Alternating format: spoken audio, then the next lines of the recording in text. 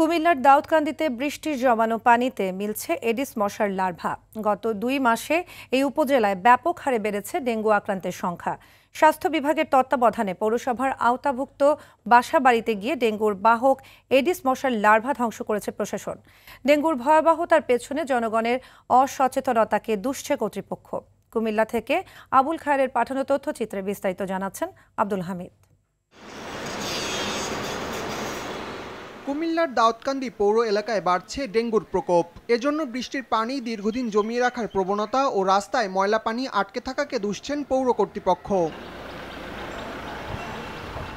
স্বাস্থ্য বিভাগের তথ্য মতে পৌরসভার 5 ও 6 নম্বর ওয়ার্ডে গত 26 দিনে ডেঙ্গু আক্রান্ত হয়েছেন 1895 জন। দাউদকান্দি পৌরসভাতে 4 নং 5 নং 6 নং ওয়ার্ডে ডেঙ্গু আতঙ্কে আমরা আতঙ্কিত। অনেক বাড়তেছে, দিনের দিন খালি বাড়তে কমতি আর নাই। পরিষ্কার করোনা জায়গা ডেঙ্গু মেঙ্গু ঘুরে যেতেছে, প্রতি ঘরে 2-1 করে ডেঙ্গু রোগী। এটা পৌরসভার ঘাটতি আছে। ডেলি ডেঙ্গু ধরা পড়তেছে, অনেক আতঙ্ক আছে, আমরা মশা মাছির জ্বালায় থাকতে পারি না। ডেঙ্গুর প্রকোপ কমিয়ে আনতে প্রশাসনের পক্ষ থেকে নানা উদ্যোগ গ্রহণের কথা জানান উপজেলা নির্বাহী ম্যাজিস্ট্রেট রেদওয়ান ইসলাম।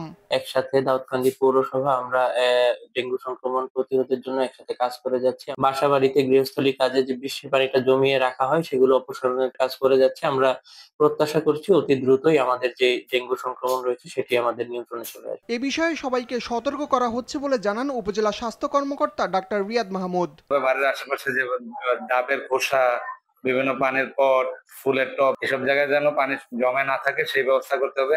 আর আমাদের নিজেদেরকে সুরক্ষিত করার জন্য আমরা সবসময় মশারি ব্যবহার করতে হবে সবাই। গত 2 মাসে পৌর এলাকায় ডেঙ্গু আক্রান্ত হয়ে 6 জনের মৃত্যু হয়েছে।